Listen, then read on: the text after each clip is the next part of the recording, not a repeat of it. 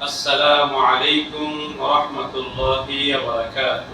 وعليكم السلام ورحمة الله وبركاته. بسم الله إن الحمد لله والصلاة والسلام على رسول الله أما بعد.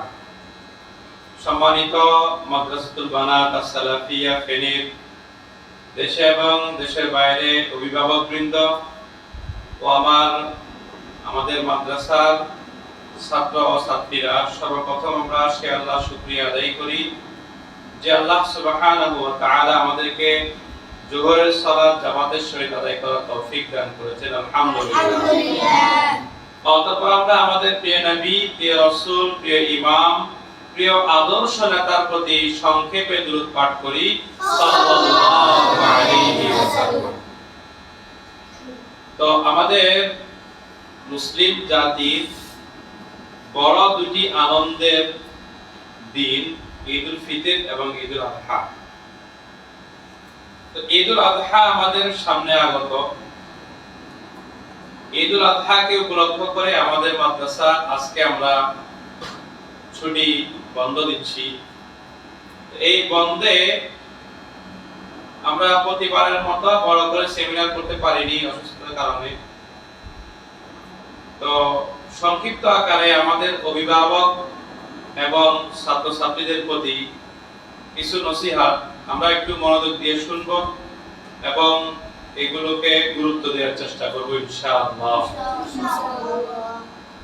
আমাদের ছাত্র ছাত্রী যারা আছে, আপনারা যারা অভিভাবক রয়েছেন, আপনাদের সন্তান যদি একজন বড় মাপের হাফেজ হয়, একজন বড় আলেম হয়, তখন আপনাদের অনেক আনন্দ, আপনাদের ফিলিংসটা হবে অন্যরকম। আপনাদের এই বিষয়টা আপনাদেরকে অনেক বেশি আনন্দদায়ক করে তুলবে। আমার ছেলেটা জগৎ বিখ্যাত একজন হাফেজ হয়েছে, একজন আলেম হয়েছে।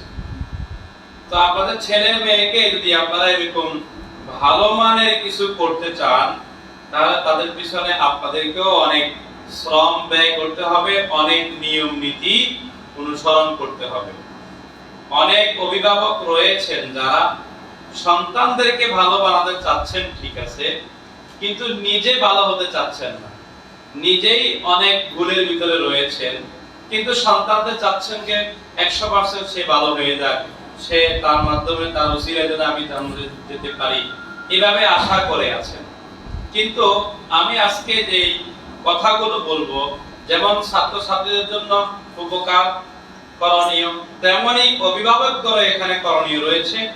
ইনশাআল্লাহ এগুলো আমরা এক এক করে শোনার চেষ্টা করব। এক নাম্বার হচ্ছে সালাত। তোমরা ছাত্রছাত্রীরা যারা এখানে আছো, তোমরা এখানে 5 ওয়াক্ত সালাত পড়ছো না? জামাতের সহিত পড়ছো না? আলহামদুলিল্লাহ, আমরা জামাতের সহিত এখানে 5 ওয়াক্ত সালাত আদায় করেছি। বাসায় যখন যাবে তখন মসজিদে গিয়ে 5 ওয়াক্ত সালাত জামাতের সহিত আদায় করার চেষ্টা করবে, ইনশাআল্লাহ। পারবে না? ইনশাআল্লাহ।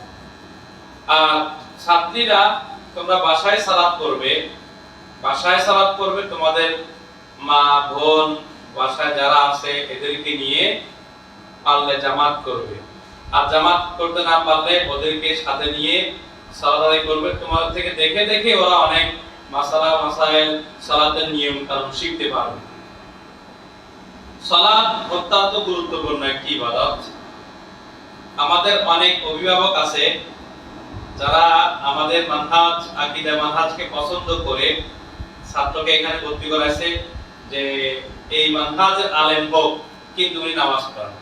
তো বাসায় গেলে দেখবে যে অনেক তোমাদের বাবারা আছে, বলবে যে যা মসজিদে যা নামাজ পড়ি আসো, আমি একটু বাজার থেকে আসি। বুঝে আসছে? যদি এরকম বলে, তুমি কি বলবা? তুমি আব্বুরে নিয়ে যাবা যে আব্বু আসে না আমার সাথে একসাথে নামাজ পড়তে যাবে। বুঝে আসছে? তা আমাদের অনেক অভিভাবক এরকম আছে, নিজে নামাজ পড়ে না কিন্তু ছেলে মেয়েদেরকে নামাজ পড়তে বলে। তো আপনি যদি নামাজে না যান, সালাতে মসজিদে না যান, বাজারে চলে যান, আপনার সন্তানকে যদি বলেন এই নামাজে যা, তো একদিন দুই দিন যাবে, কিন্তু পরে সেও ফাঁকিবাজি করবে। দেখবে যে আমার বাবা তো বাজারে চলে গেছে, দেখবেন আমি আরেক জায়গায় খেলা মাঠে খেলে আসবো, এসে পরে জিজ্ঞেস করে বলবো যে আমি নামাজ পড়ছি।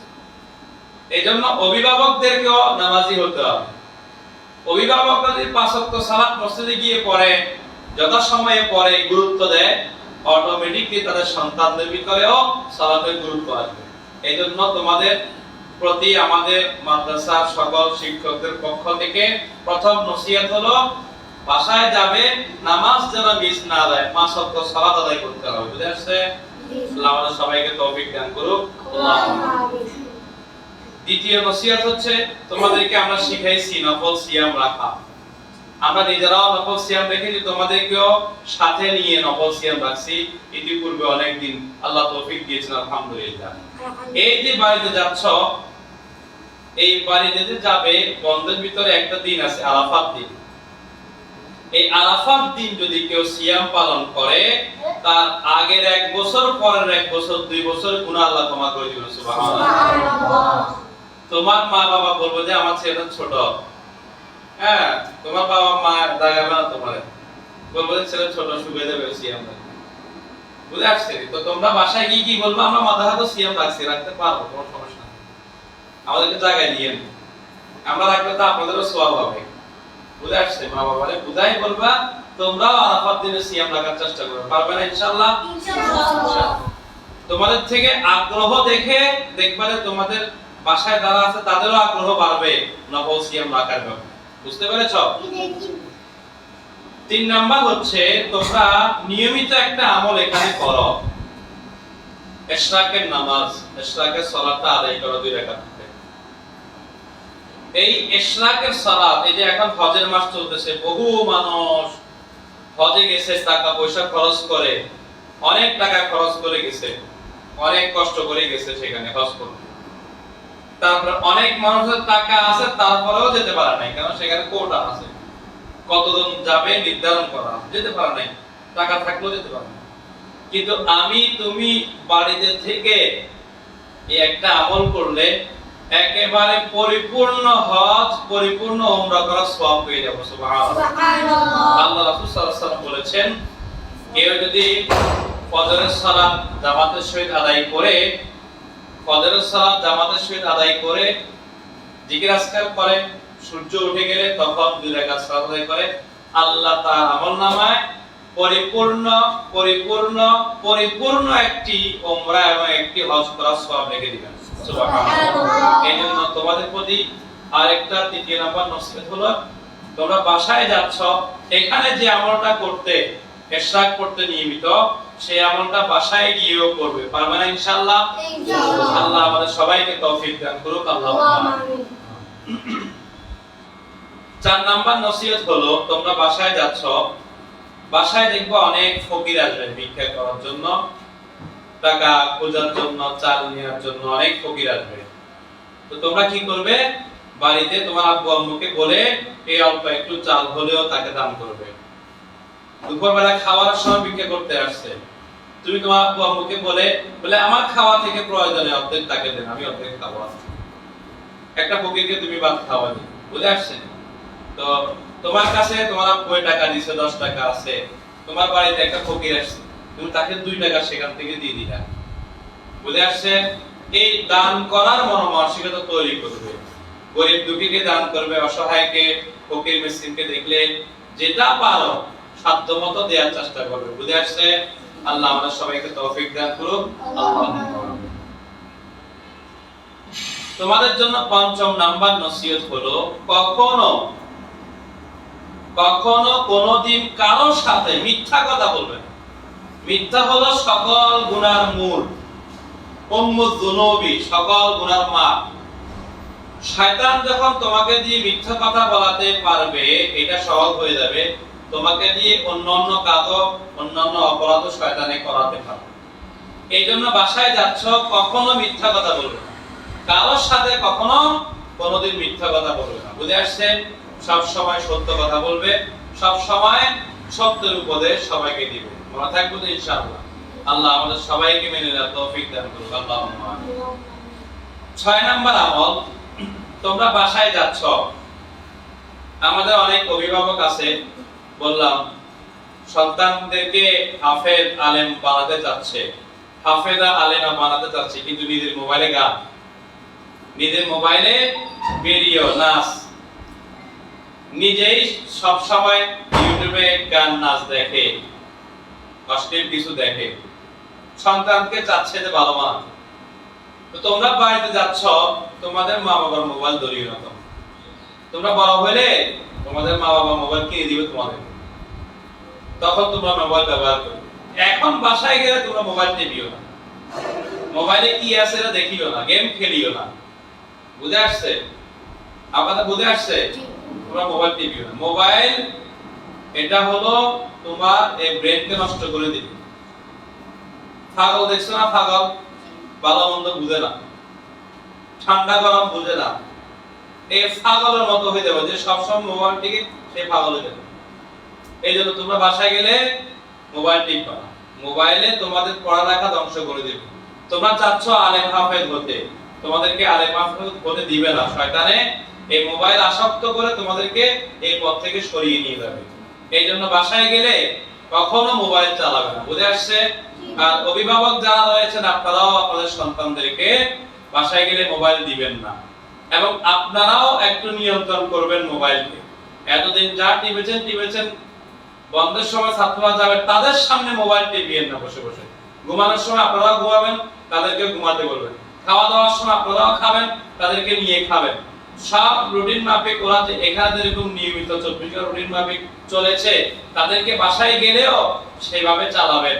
10টার ভিতরে ঘুমায় যাবেন, না ঘুমায় শুয়ে শুয়ে মোবাইল টিপবেন না। খাওয়ার সময় খাবেন, খাইতেছেন না মোবাইলে টিপতেছেন, এরকম যেন না হয়। সালাতের সময় আপনারাও সালাত করবেন, তাদেরকেও মসজিদে পাঠিয়ে দিবেন।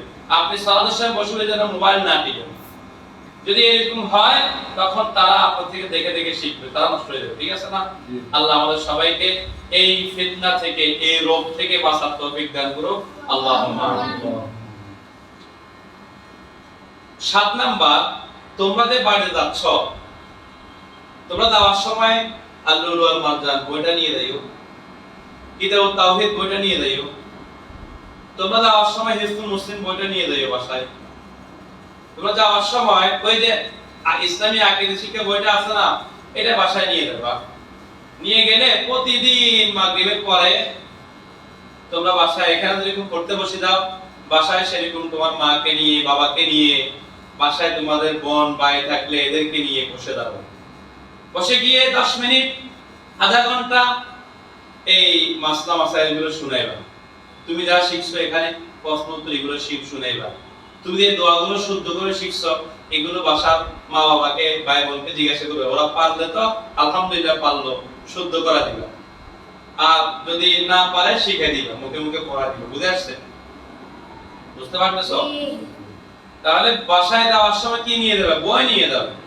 আর আপনারা যারা অভিভাবক রয়েছেন, আপনারাও মনে রাখবেন, এটা এমন একটা কাজ, আপনার ছেলেকে দায়ী বানানোর জন্য আপনি এই বন্ধের ভিতরে এই আমলটা যদি চালু রাখেন, প্রতিদিন ছেলেকে নিয়ে মেয়েকে নিয়ে বসবেন যে মাদ্রাসায় কি শিখছো আমাকে একটু শোনাও তো দেখি। আধা ঘন্টা ওদের থেকে শুনবেন, ওদেরকে বলবেন সূরা ফাতিহাটা আমাকে মশকরায় দাও। তো ওদের ভিতরে এই চেতনা জাগবে, দাওয়াতি স্পৃহা তৈরি হবে। সে আজকে আপনাকে শিখাইছে, কালকে আপনার পাশের বাড়ির আরেকজনকে শিখাবে। আজকে যখন বাসায় যখন এই বন্ধের ভিতরে প্রতিদিন আপনি মাগরিবের পর তাকে নিয়ে বসছেন, সে সারা দিন যে যেখানে অন্যায় দেখবে সেখানে প্রতিরোধ করবে, অন্যায় কথা বলবে মানুষকে। বুঝে আসছে? এইজন্য অভিভাবক যারা রয়েছেন, আপনারাও এটা খেয়াল করবেন।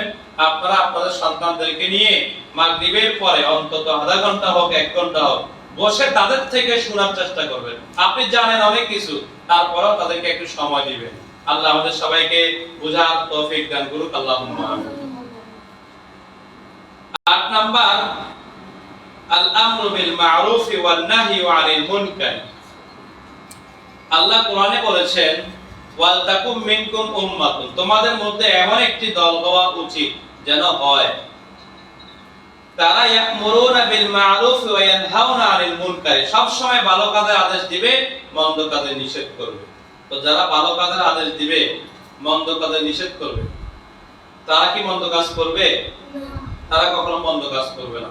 তো তোমরা এরকম হওয়ার জন্য তোমরা এখানে আসছো, যে মানুষকে ভালো কাজের আদেশ দিবে, মন্দ কাজ থেকে নিষেধ করবে। ঠিক আছে? তো বাসায় যাচ্ছ যে তোমরা কখনো খারাপ কাজ করিও। অনেক খারাপ কাজ আছে না, অন্যায় কাজ আছে না? তোমাদের মা বাবা, অনেকের মা বাবা বাসায় তাদের জ্বালায় থাকতে পারে না, অনেক কষ্ট দিছো, তো এরকম কষ্ট এখন গেলে কি দিবা? না। রাস্তায় রাস্তায় ঘুরবা? না। ওই স্কুলে পড়াতে এরকম ছেলেদের সাথে মাঠে মাঠে ঘুরবা? না। পড়ালেখা করে না, রাস্তা রাস্তায় ঘুরে বসতে ছেলে, নামাজ রোজা পড়ে না, এদের সাথে ঘুরবা? না। দোকানে বসে বসে চা দোকান টিভি দেখবা? না। সব সময় নিজেও ভালো কাজ করবে, অন্যকেও ভালো কাজ করার জন্য বলবে। আর তুমি যদি কোনো কাউকে ভালো কাজ শিখাও, সেই ভালো কাজটা করলে তোমার নেকি হবে, ঠিক আছে না? এইজন্য অন্যকে ভালো কাজ শিখাবে, বলার মাধ্যমে শিখাবে, তুমি নিজে করার মাধ্যমে শিখাবে। তুমি নিজে ভালো কাজ করলে দেখে দেখে তোমার থেকে শিখবে আরেকজন। বুঝে আসছে? খারাপ কাজ করবে না, কোনো প্রকার অন্যায় কাজ করবে না, গালিগালাজ করা। গ্রামে অনেকে গালিগালাজ করে, তোমার বাড়িতে করে না? প্রত্যেকের বাড়িতে দেখবা যে ছেলেমেয়েরা গালিগালাজ করে, অনেক মহিলারা গালিগালাজ করে না? বা তোমরা গালিগালাজ করবা না, নিজেও করবা না, অন্যকেও নিষেধ করবা না, গালি দিলে গুনাহ হবে, এর জন্য আল্লাহ মার দিবে। এগুলা বুঝাইবা। বুঝে আসছে? তাহলে এই অন্যায়গুলো কখনো করা যাবে না। তারপরে 9 নাম্বার হচ্ছে, বাসায় যাচ্ছ, তোমাদের হয়তো দাদা দাদু অসুস্থ রোগী থাকতে পারে, অথবা তোমাদের মা বাবা অসুস্থ থাকতে পারে, অথবা তোমাদের আত্মীয়স্বজন কারো বাড়িতে গেল, সেখানেও হয়তো নানা নানু অথবা মামা মামি অথবা কেউ অসুস্থ থাকতে পারে। অসুস্থদের সেবা করার চেষ্টা করবা। তোমার মায়ের জ্বর হয়েছে, মাথায় পানি দিয়ে দিবা। বুঝে আসছে? মাথায় পানি দিয়ে দিবা, অথবা তার একটা কাপড় চোপড় ধুয়ে দিবা। মায়ের কাপড় ধুয়ে দিতে পারবা না? অনেক সন্তুষ্ট, তোমাদের দোয়া করবো 2 দিন। তোমার মায়ের ঘর ঝাড়ু দিতেছে, তোমরা এখানে ঝাড়ু দিছো না? মা দাদা তোমাদেরকে ঝাড়ু দেওয়া শিখাইছি, কেন কি জন্য শিখাইছি? তোমরা কি এখানে ঝাড়ু দেওয়ার জন্য ভর্তি হইছো? না। তোমাদেরকে ঝাড়ু দেওয়া শিখাইছি যে এখানে ঝাড়ু দাও, 5 ওয়াক্ত নামাজ পড়ি আমরা, এখানে ঝাড়ু দাও শিখাইছি। কেন? এই বাড়িতে যাচ্ছো, মা যখন ঝাড়ু দিবে, মা থেকে ঝাড়ুটা নিয়ে, মা আমি ঝাড়ু দিই, তুমি মা থেকে ঝাড়ুটা নিয়ে নিজে ঝাড়ু দিবে। বুঝে আসছে? মায়ের একটু সেবা করবে। অথবা যেই অসুস্থ হবে, তোমার ফ্যামিলির হোক, তোমার আত্মীয়স্বজনের হোক, সবাই একটু সেবা করার চেষ্টা করবে। বুঝে আসছে? অসুস্থ ব্যক্তিকে সেবা করলে অনেক নেকি পাওয়া যায়। সর্বশেষ হলো, বাসায় যাচ্ছ, তোমার মা বাবা এবং যারা মুরব্বী আছে, বয়স্ক আছে, এরা তোমাদেরকে শিরিক, বিদআত এবং হারাম কাজ, শিরকের আদেশ করলে কখনো শুনিও না, বিদআত করার আদেশ করলে সেটা শুনিও না, হারাম কাজ করার আদেশ করলে সেটা শুনিও না। শিরিক, বিদআত এবং হারাম ছাড়া যে কোনো সময় পিতামাতা তোমাদেরকে, তোমাদের বাড়ির মুরব্বীরা, তোমাদের এলাকার মুরব্বীরা যে কোনো আদেশ করলো ভালো কাজে, সেটা অবশ্যই করবে। পারবে তো ইনশাআল্লাহ? মা বাবার কথা মতো চলবে না? কথা যদি শিরিক হয় তখন সেটা মানবে না, কথা যদি বিদআত হয় তখন সেটা মানবে না, তাদের কথা যদি হারাম কাজের হয় তখন শুধু সেটা মানবে না, বাকি অন্যান্য কথাগুলো অবশ্যই মেনে চলার চেষ্টা করবে। বুঝতে পেরেছ? সর্বশেষ অভিভাবক যারা রয়েছেন, আপনারাও আপনাদের সন্তানদেরকে বাসায় তারবিয়া দেয়া, তাদেরকে সঠিকভাবে লালন পালন করার চেষ্টা করবেন। তাদের দ্বারা যেন কোনো প্রকারের ক্ষতি না হয়, অন্যায় না হয়, গুনাহ না হয়, এগুলো খেয়াল রাখবেন। এবং এই বন্ধের পরে আমাদেরকে একটা রিপোর্ট দিবেন আপনারা, যে আমার ছেলেটা বাসায় আসছে, এই এই কাজটা করছিল, অন্যায় কাজ, আমাদের কাছে খুব খারাপ লাগছে। আমার ছেলে মেয়েটা বাসায় গেছে আর তাদেরকে এই করতে বলছি, এই করে নাই, তাদেরকে নামাজ পড়ার জন্য বারবার বলা লাগে, তুই পড়ে না, করে না, তাদেরকে মোবাইল ধরতে নিষেধ করে তারপরেও ধরে, তাদেরকে এই কিছু আদেশ করে তারা বসে থাকে, ঘুরে, কিন্তু কাজ করে না, কথা শুনে না। যদি এরকম হয়ে থাকে, আপনারা অভিভাবকরা আমাদেরকে জানাবেন। জানালে কি হবে? আপনার ছেলেটাকে আমরা সেভাবে তারবিয়া দিতে, সেভাবে শিক্ষা দিতে আমাদের জন্য সহজ হবে, তাকে সঠিক শিক্ষা দিতে আমাদের জন্য সহজ হবে। তার কি কি গ্যাপ আছে সেটা আমাদের নলেজে থাকবে। তো এটা হাদিসের ক্লাসে, কোরআনের ক্লাসে, আকীদার ক্লাসে, বিভিন্ন ক্লাসে আমরা যখন প্রতিদিন আসরের পরে আলোচনা করি, তারবিয়ার ক্লাস, সব সময় আমরা এই বিষয়টাকে শুদ্ধ করার চেষ্টা করব। তাহলে আপনার ছেলেটা খালি আমি একা মানুষ করতে পারবো না, আপনিও চাইলে মানুষ করতে পারবেন না। আপনার ছেলে মেয়েদেরকে আমাদের কাছে দিয়েছেন, আমরাও 100% চেষ্টা করতেছি মানুষ করার জন্য, আপনিও 100% চেষ্টা করতে হবে। আপনি বাসায় গেছেন, গিয়ে যদি বলেন যে যাক এতদিন তো নামাজ কালাম পড়ছে, অনেক কষ্ট করছে মাদ্রাসায়, যাক এখন এত পড়াকড়ি না করি, অনেক কষ্ট করি আসছে মাদ্রাসায়, তো তাহলে এরা বেনামাজি হয়ে যাবে। আমি যে 100% আমরা চেষ্টা করছি, এই চেষ্টা বৃথা চলে যাবে। তাদের অন্যায় দেখলে সেটাকে আপনাদেরকেও প্রতিহত করতে হবে, আপনাদেরকে তাদেরকে মানুষ করার জন্য আপনার চেষ্টা চালিয়ে যেতে হবে। উভয় পক্ষের প্রচেষ্টায় আপনার ছেলে আপনার মেয়ে মানুষ হবে। আমি চেষ্টা করলাম, আপনি চেষ্টা করলেন না, অথবা আপনি চেষ্টা করলেন, আমি করলাম না, তাহলেও সন্তানরা মানুষ হবে না। সন্তানরা মাদ্রাসায় থাকে শিক্ষক শিক্ষিকার কাছে, বাসায় গেলে মা বাবার কাছে থাকে, তো তারা অনুসরণ করে মা বাবা আর শিক্ষক শিক্ষিকা। এজন্য আমাদেরকেও 100% শরীয়ত মেইনটেইন করে চলতে হবে, এই ব্যাপারে সতর্ক থাকতে হবে, এবং মা বাবাকেও খুব সতর্ক থাকতে হবে তাদের সন্তানকে গড়ে তোলার জন্য।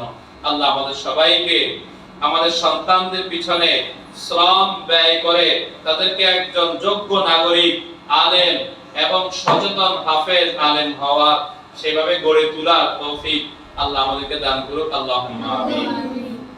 আমরা যত ভুল ত্রুটি করেছি আল্লাহ আমাদেরকে সমস্ত ভুল ত্রুটি মাফ করে প্রকৃত মুসলিম হয়ে থাকার তৌফিক দান করুক। আল্লাহুম্মা আমিন। যখন আমরা দুনিয়া থেকে বিদায় নিব, আল্লাহ আমাদের সবাইকে মুসলিম হয়ে দুনিয়া থেকে বিদায় নেওয়ার তৌফিক দান করুক। আল্লাহুম্মা আমিন। এই বলে আজকের সংক্ষিপ্ত আজকের ছুটির বিদায় আলোচনা এখানে শেষ করলাম। ওয়া আখির দাওয়ানা আলহামদুলিল্লাহি রাব্বিল আলামিন। ওয়াসসালামু আলাইকুম ওয়া রাহমাতুল্লাহি ওয়া বারাকাতুহু।